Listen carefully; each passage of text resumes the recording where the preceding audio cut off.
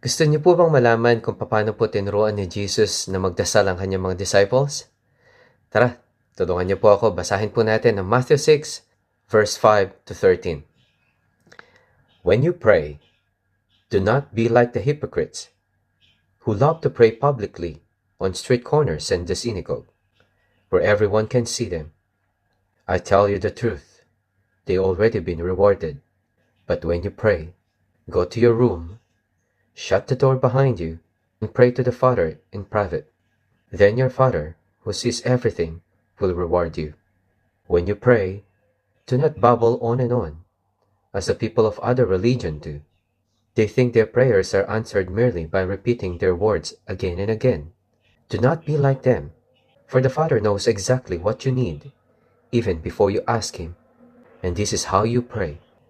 Our Father in heaven, hallowed be thy name. Thy kingdom come, thy will be done on earth as it is in heaven.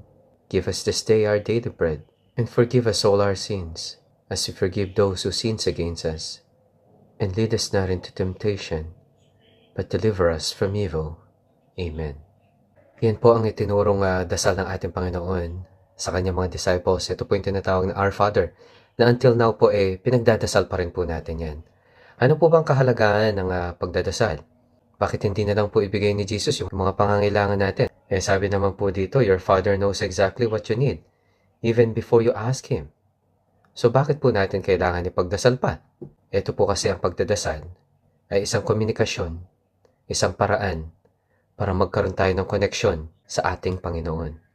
Isang komunikasyon between Him and you. Kaya pag nagdadasal po kayo, ay galing po dapat sa puso.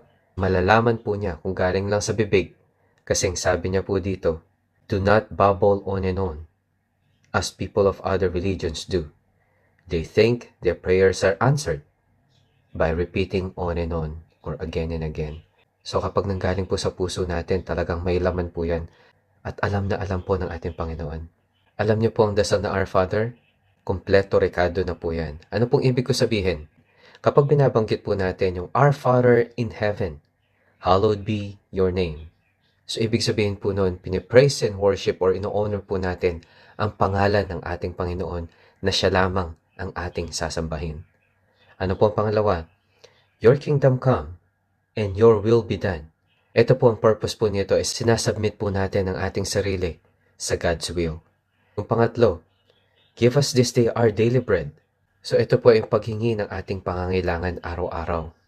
And forgive us our sins as we forgive those who sin against us. Ito po